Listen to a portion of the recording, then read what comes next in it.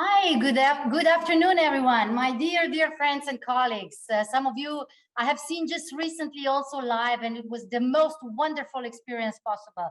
But for today, thank you so much for your participation and your time for this new ECM webinar. And today we are happy to have a wider audience, and we definitely proudly welcome all tourist boards, CVBs, DMMOs from around Europe and beyond, as well as some industry representatives. So really warmly welcome and thank you for being with us for this really super interesting, not only topic, but the actual outcomes of the research and report as well.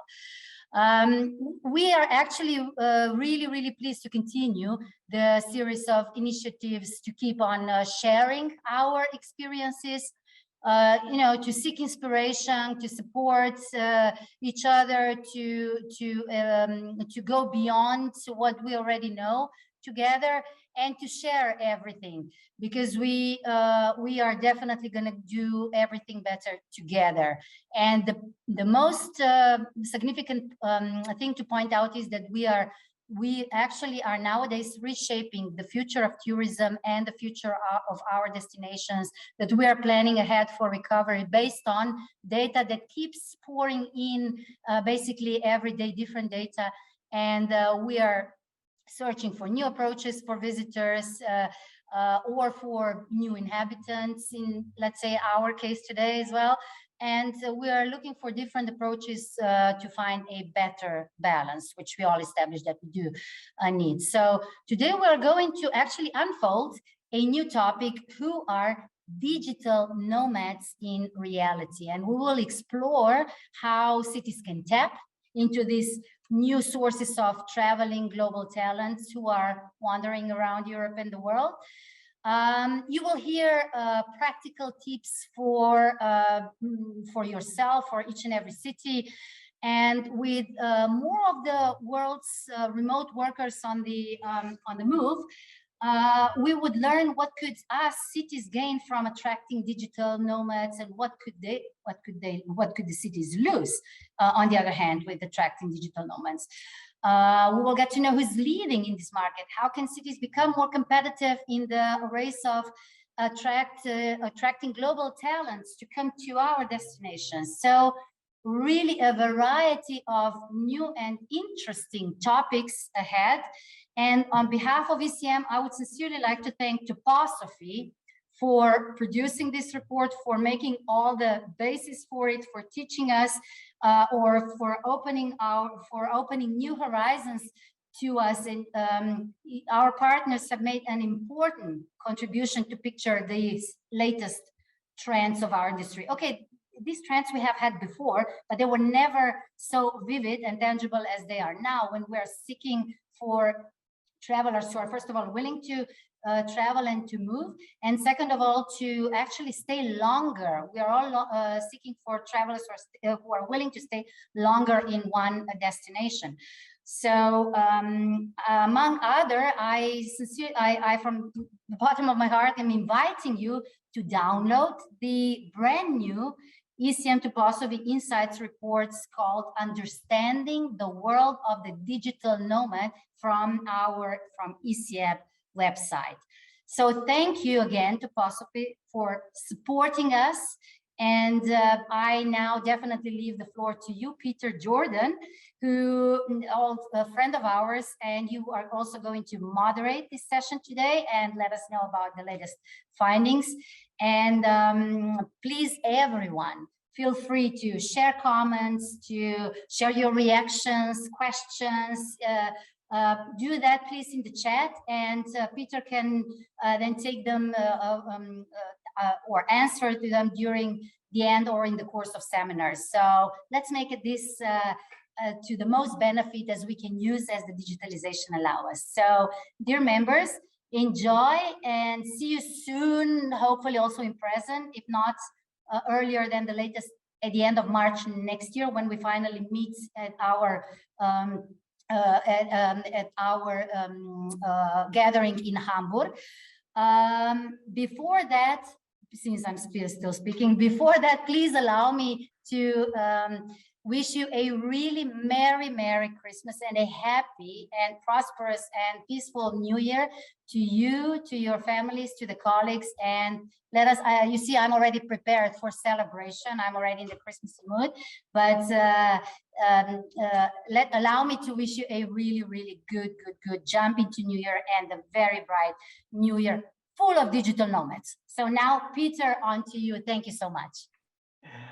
Brilliant. Thank you very much, Petra. I wonder what a world of full of digital nomads would look like. Perhaps we're going to start seeing it now. Thank you very much for your warm welcome, Petra, and we'll see you soon. Well, good afternoon, everybody, and welcome. Thank you very much for joining us from our side. I'd like to also extend a special welcome to our friends in the European Cities Marketing community. We do hope that you enjoy what we're going to be presenting this afternoon. Now, Toposophy has been a proud partner of European Cities Marketing for 7 years now.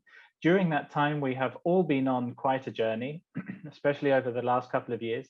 But one of the key lessons throughout this time is that the role of city marketing and management organizations and the audiences that they engage with has been evolving all the time. This year, we are delighted to support the community from Toposophy with thought-provoking new insights that can help cities think differently about who they are attractive to and why. Now, as Petra mentioned, today we are launching this fresh new report. It's online already. You can see the link to it in the chat, but don't go there now. Stay with us. It's going to be there waiting for you once this webinar ends. So in this report, we take an interesting look at the appraisal of the opportunities and some of the occasional challenges associated with this long stay market. Now, of course, we know that the job of city marketing and management organizations is increasingly also to attract talent and investment. So yeah, we of course know that it's one of our long strategic aims to attract visitors to stay longer and contribute more to the economy and local community. Now, digital nomads, we hear this term all the time. I'm going to give you some definitions shortly, but it's definitely a market which is more mature than you might think. A whole ecosystem has grown to service this market. One of the reasons why we're talking about this, though, is because this is a market which can teach us many other lessons, wider lessons, about the shifting patterns of what it is to work, rest, and play in the 21st century. So when we talk about digital nomads, we're not having a narrow view of one particular tribe. The reason we're talking about it is because we're signaling that it's really interesting to look at the ecosystem of businesses that has grown up around this particular market. So today, with my colleague, our content specialist and a true digital nomad and a long-time friend, Kash Bhattacharya, who's joining us from Berlin today. You can see Kash with us now. We're going to be presenting you with some of the highlights of this report. Kash is going to be coming in at the end, and we're going to be talking through some of the recommendations together. And of course, we're going to remind you of the information of where you can find the report. So let's dive in. Just a quick reminder, my name's Peter Jordan and I'm head of insights with Toposophy, and I'm with Kash Bhattacharya, our content specialist. So what are we going to cover today then? We'll just dive in and understand the world of the digital nomad, give you some definitions and help understand who we're really talking about. We're going to talk about cities and why they're looking for talent. Why is this new audience of interest to cities today? We're going to share with you some quick trends, as well as some case studies of those who've come up with some very interesting projects and programs to engage with this market in recent years. And we are going to share with you our 5 quick practical recommendations for engaging with the market. But before I do, I'd like to share with you very briefly some of our latest featured projects. In case you haven't heard of Toposophy, you might be interested to get an idea of what we've been doing and who we are.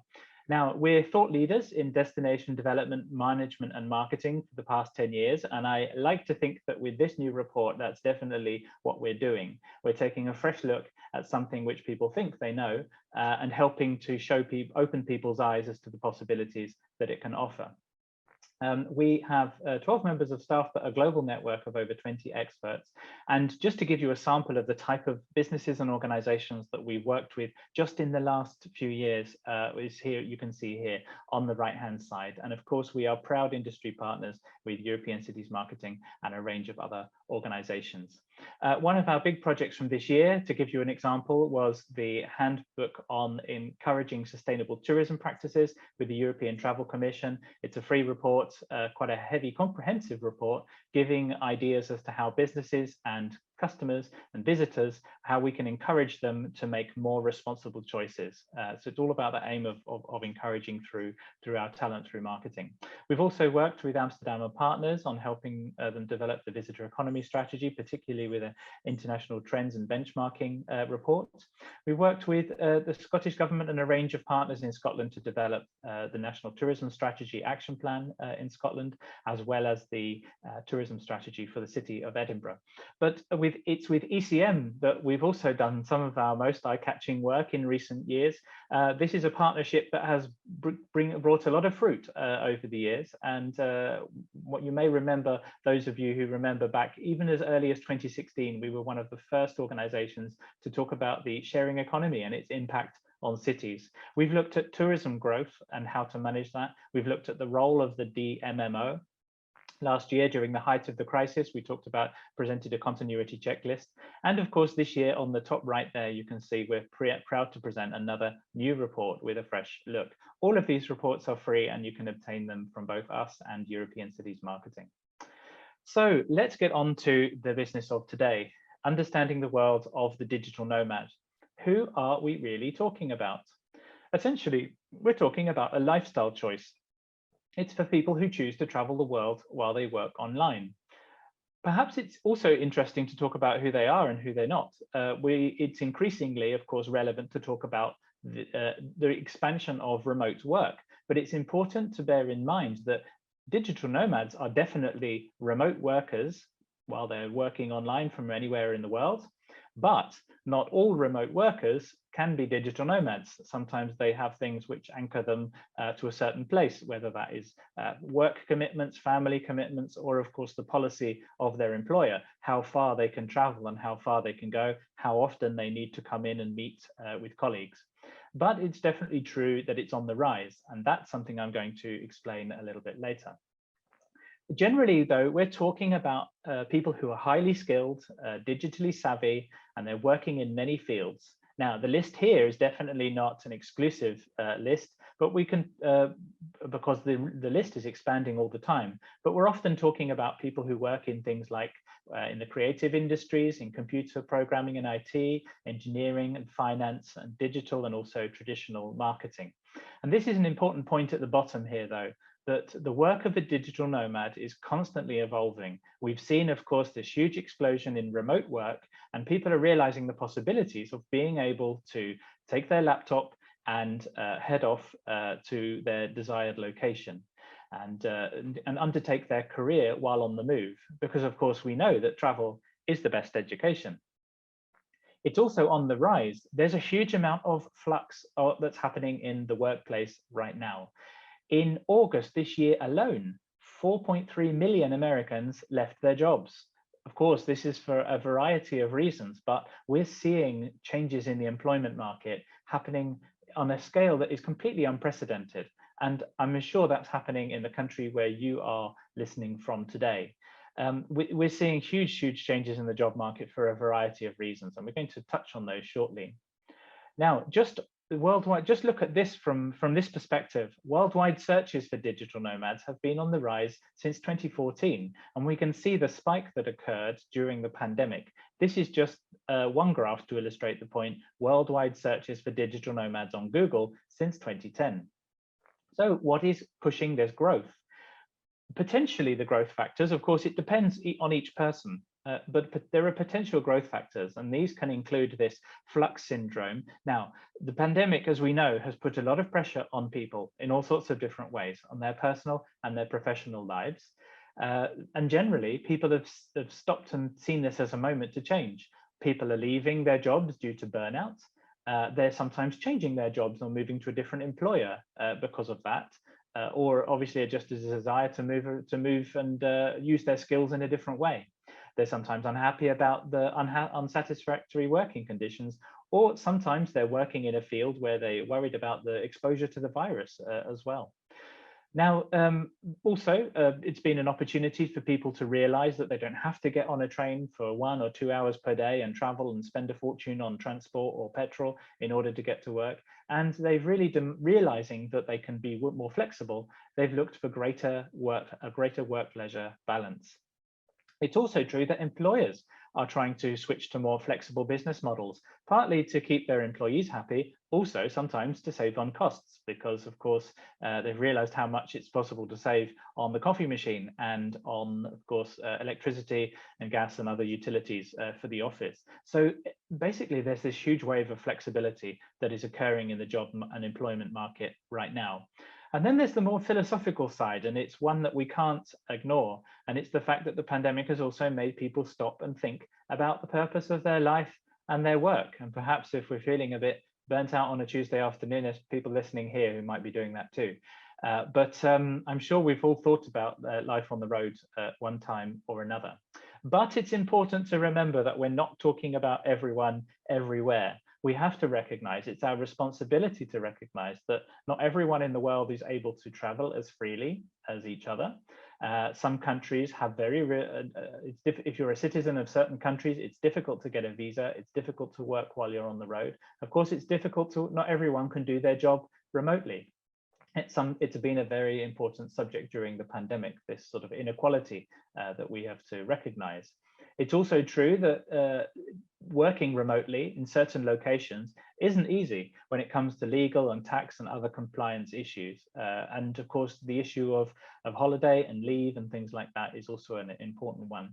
And it's also important that we recognize that as this is often a preserve of white collar workers. So many people say that this is a preserve of the rich world, and it's okay if you're lucky enough to be working in an industry or you have enough money in the bank to be able to do this.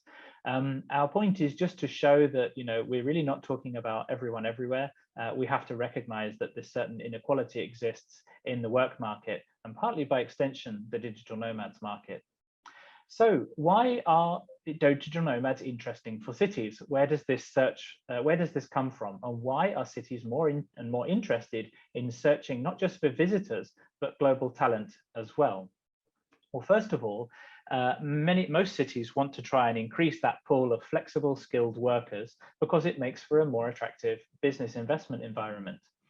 They also, of course, when you have people, perhaps young people, skilled people who've traveled a lot, they can bring multiple languages and bring those transferable skills to the local economy. And sometimes in some places, if the local economy is not very dynamic, they can really try and sort of freshen up the local jobs market and the skills that are available to employers or potential collaborators in the startup industry. It's also true that long-term visitors are more likely, it's not guaranteed, but they're more likely to become integrated into daily city life and also spread their spending more evenly across the city. If you spend a month in a city, it's different to a couple of days, and you're more likely to get out and discover its neighborhoods and its surrounding areas. The long stay market is, of course, less likely to be influenced by seasonality. Indeed, in sunnier locations in the winter, people might be interested in visiting out of season because it's a bit more affordable. It's also true that there's a greater disposable income and fewer fixed costs and a relatively higher income as well. So this is why cities are interested in this audience, because they often don't have the same fixed costs that people anchored at home have. And also, we hope, and it will be good to see that digital nomads, new people arriving to work in your city from other countries, can help to add to the cultural diversity of local communities, especially if you encourage them to bring aspects of their own culture to share as well. So what are they looking for? Well, we found this is an interesting study that was done in 2018 by more than 4,000 digital nomads around the world. This Fiverr workspace identified 7 layers to what digital nomads need in order to find a place attractive. It's a bit like Maslow's hierarchy of needs. There's a whole different range, just starting with the cost of living there at the bottom. Also, people want to feel that they're going to be among like-minded individuals or people with interesting experiences to interact with. People, of course, need workspaces. It's not always easy to do a full day's job with your laptop balanced on your knee in your hotel room. People want to find places where they're comfortable and they can work and they can concentrate. Obviously, connectivity is an essential one too, as well as other things like mobility and transportation to support. Now, it's also important we recognize we're certainly not evangelists for digital nomads. We have to recognize, because it's our responsibility as part of good strategic planning, that a sudden increase in the number of any particular group arriving in a particular city can pose potential challenges as well. We have to think about, for example, the impact of availability on affordable local housing, especially if there is a lot of housing on the short-term rentals market. And there's a lot influx of people who are able to pay a higher price. That, of course, can affect the balance of affordable local housing. It's also it's worth thinking about what happens if local companies choose to hire freelancers from elsewhere, rather than invest in things like training and education for local people on a long-term basis. This is something we also want to try and counteract. It's also perhaps sometimes there can be growing resentment among local residents about people who have unequal treatment under tax regimes where there are incentive schemes in place. It's also possible that digital nomads could add to over-tourism in certain times and certain places. And I suppose it's a bit of more of an abstract one, but it's one that we're going to talk about in the recommendations with Cash. Sometimes digital nomads might squirrel themselves away staying in co-working spaces or their accommodation and not really get out and contribute perhaps as much as they could. And that's something else that we would want to try and mitigate. So I'm now going to share some 5 quick trends with you that we've observed. They're very quick and simple, but they're interesting. First of all, it's about the balance of hybrid work. Essentially, this balance of hybrid, so sometimes in the office or in a certain location, sometimes working virtually, is definitely increasing. And there's this sentiment on the future of work that's been carried out in the last year or so, looking at 3 major markets, the US, EMEA, and Asia Pacific. And it's interesting to see that Europe is the region where virtual first, so working virtually all the time, type of work is actually expected to increase at the most.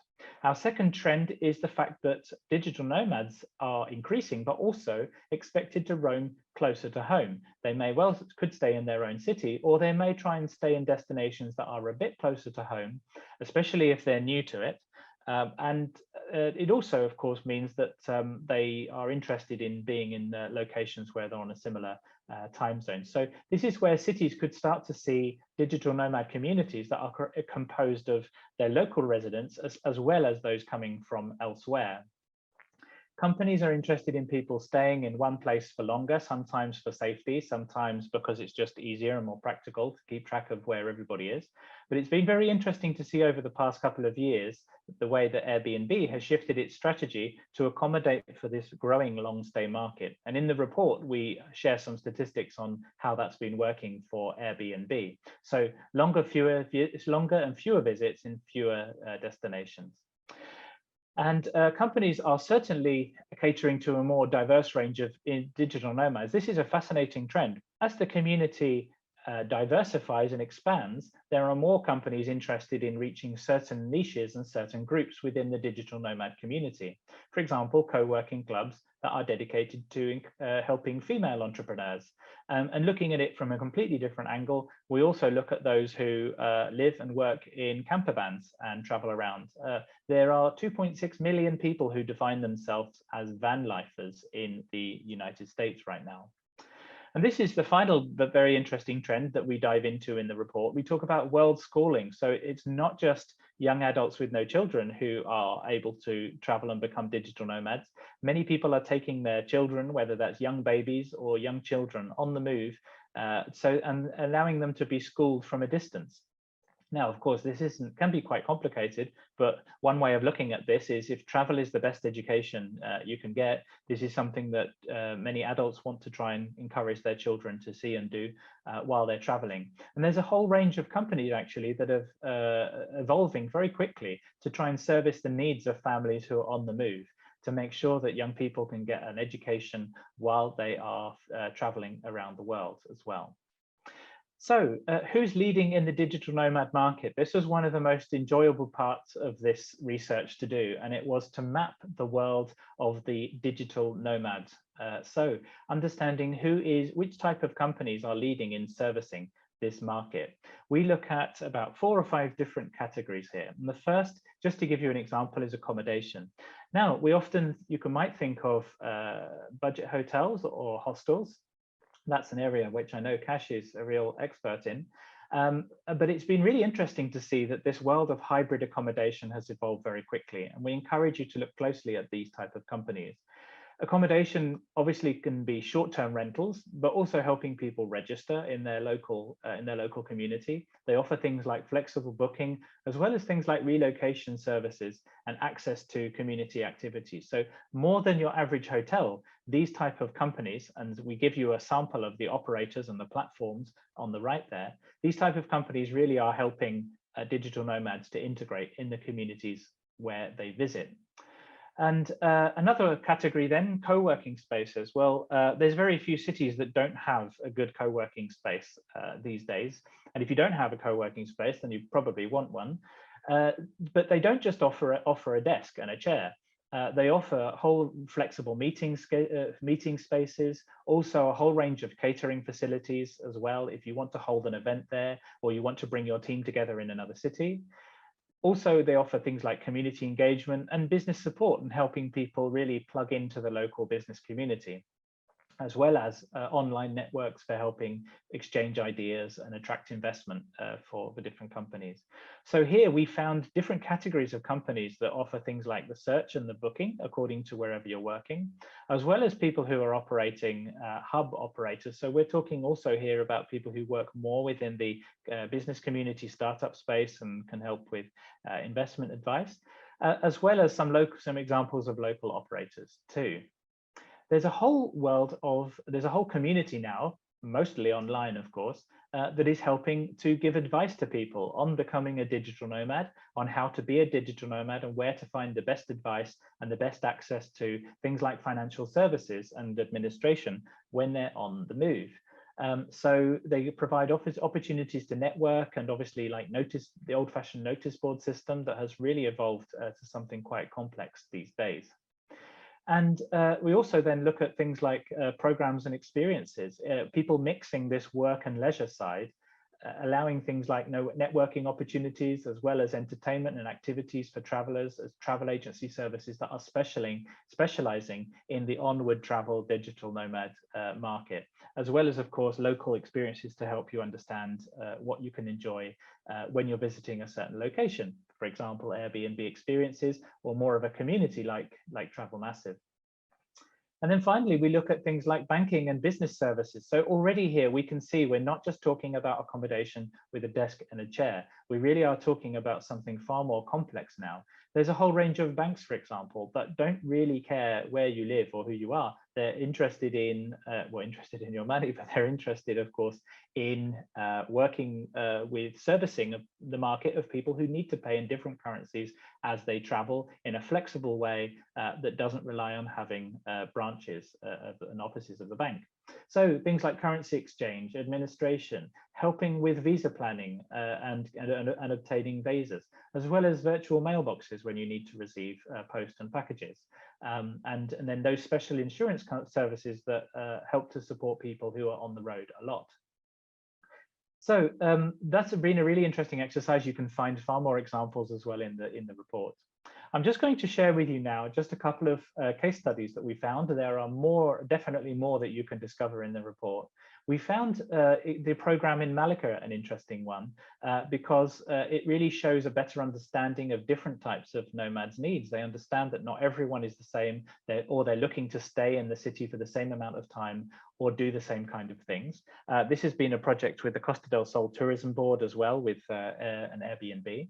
And it also is interesting because it screens the participants for their likely interaction with the local community in order to optimize the synergies between the digital nomad and the local community. Another example, and this is a very interesting company to watch, is Selena Co-Live. It's a worldwide program, and it's a monthly subscription package that allows workers and travelers to buy a monthly membership that contains 30 nights that must be used in a row. So it's very flexible about where you can go and where you can stay. And so destinations with a Selena property have that opportunity to attract long-term residents who might want to come and sample before coming back and staying and living longer. So with that in mind, I'm going to ask Kash to come back and join me now as we get onto our recommendations. Now, there's a reason why we really wanted to enjoy speaking with Kash. We always enjoy when he joins our events. Kash, are you there? Can I see you? I am here, yes. Can you hear me? Brilliant to see you. Yeah, I can hear you. Thank you for being with us this afternoon. So you are, well, you've obviously been running a very successful blog for a long time. Tell us a little bit more about you, in particular, your digital nomad life. Yes, so I have been a digital nomad since I started my blog back in 2009, when the term probably didn't even exist. And I think it was the reason why I became a nomad was precisely the things that you pointed out in the report, is about having that work-life balance. And I was living in Edinburgh. I was spending a lot of my income on rent, not so great weather, beautiful city. I wanted something where I could stay in more warmer places, more deeper into the culture and the places I was visiting when I was writing about them on my blog. So it's that desire to travel slowly and really immerse myself in the destination, which is what is the trend now, but that was already emerging 12 years ago. Have you seen the community grow over the years, especially recently? Yeah, it's incredible how it's grown into a lifestyle, because back then, people would look at you as if you're from planet Mars when you said you were the person who doesn't have an accommodation and travels out of a backpack. But I think more and more, as the market's matured, as you showed in the survey about, there's now this range of accommodation providers. When I started in 2009, there was no Airbnb, so to speak. There was no co-living spaces, didn't exist at the time. The only thing that was there was hostels. And hostels were already then catering to digital nomads already, to creative people who were burnt out, wanted a career change. So that kind of thing is whole thing has emerged, and it's and it's much more easier now, because there's now things like insurance. You've got world nomads, you've got insurance, so you're covered. So there's much more easier. So, and it's interesting because you say hostels are often misunderstood, and I suppose digital nomads are misunderstood. What do you think is one of the things which people? What is the main areas of what are the main ways in which people misunderstand who digital nomads are? I think the term, it's seen a bit of a dirty term, because people see them as people who come, live, find the cheapest place to stay, soak up the sun, socialize, and then leave the destination. But I think the true nomads, people like me, we're looking to embed ourselves into the culture and really learn the culture and meet people and socialize. And one of the things I also love about, every time I spend on average a month in each destination, the first thing I'll do is go to a local co-working space and meet other local entrepreneurs, exchanging of ideas, and it gives that fuel for your own business. And also you're sometimes helping local businesses with ideas and connecting them to other entrepreneurs, in other cities. So you're creating this network. So they're very entrepreneurial, very have great networks that destinations can benefit from, and a huge wealth of expertise and knowledge, which can be invaluable, as you know. Fantastic. Okay, well, let's have a look at the recommendations now. We're gonna share them together, and we're gonna discuss them one after the other. Let me jump in then, and we'll talk about our first one here, which is The fact that, of course, as any good strategic planning means having to step back and look at your city and understand what needs improving. Now, this can include things like pilot stays, so inviting a team of digital nomads, a group of digital nomads from different places, and of course use them as your guinea pigs to collect information and collect feedback based on their experience. Look at how people work in your city, the areas where they want to be, but also perhaps the areas where you want to encourage them to be in the future. And of course, think about workspaces and the type of workspaces that digital nomads need most of all. So over to Kash, and we're going to look at the second recommendation. It's about promotion. So how can you actively promote your city to digital nomads? What my biggest recommendation to destinations or anybody listening is try and make the whole process as seamless as possible. And since it is such a competitive market for attracting nomads, have a clear plan of incentives. Clear plan of incentives could be have a package where you have free internet or discounted internet, partner with local co-working spaces if you have one, do some promotion with them, look at accommodation providers in your area, try and create a database and link them together. So the whole package is what digital nomads will be looking at when they come to your destination. Partner with the industry leaders, as Peter was outlining before. There's a whole range of people who are interested in maybe coming to a destination. One extreme example, but very interesting example, is Nomad Soulmates, which is a dating platform for nomads. And they are always organizing conferences every year, and they're looking for venues and cities. So maybe you could be the city hosting the next conference. Influencer marketing can also help highlight pilot programs, and they're a great way of getting an idea of what nomads might be looking for. So if you're looking to attract nomads to your destination, bring influencers, nomads like me to your destination, test out, see what works, what they need, and this can give you the feedback that you need to maybe roll it out to a bigger group of nomads. Brilliant. Okay, and Kash, on to the third one then. Yeah, it's about the links between the integration aspect. So one of the things that I find is the biggest challenge as a nomad is the moment I arrive, the first few days are the toughest, because you're trying to embed yourself into the local community. You're trying to get your SIM card, you're trying to find out your local co-working space, maybe you're trying to find a local gym. So finding all those things, it can be very daunting and very stressful, especially also if you don't speak the language. So one area which destinations are the perfect place to do is create a digital nomad hub within your tourism office or destination office, where nomads can drop by, ask for information, tips and advice. And then the second point is setting up events. This is so important. Having access to local communities, what nomads like me are looking for when we come to your destination. So have a list of events. You don't necessarily have to set up the events. You'll find hostels, co-working spaces doing events on a regular basis. So it's just a question of joining up the dots and bringing them together into one area on your website, or giving that information.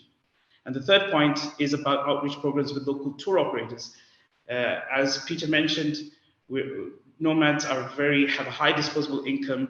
They're there to experience a destination. So typically when I'm traveling in the evenings and in the weekends, we're exploring the destination. So that's a chance for local tour operators to maybe offer some discounts, do something to partner with them and give them some visibility, because they're there to experience your destination. So make it as easy as possible. Brilliant, thank you, Kash. So, and I'm going to just mention this recommendation. It's around helping with that integration process. Now, Kash talked about integration with the local community, but sometimes, of course, for those who want to stay longer or who need to stay longer, obviously the issues of visas is sometimes complicated. Also, setting up a business and registering it. So we find it often difficult in our own country. So imagine for people from outside. So that's why if you really want to work and you're dedicated to this market, it's really good to provide dedicated staff who can help and give free and partial guidance. The Expat Center in Amsterdam is a good example of that. As well as you can help communicate. We're good communicators, so it's good to help communicate those administrative steps and help people access those advantages if you have an incentive scheme. as well as, of course, this database of local businesses and services that Nomads can easily access. DMOs do this really well, curating this stuff and presenting it nicely.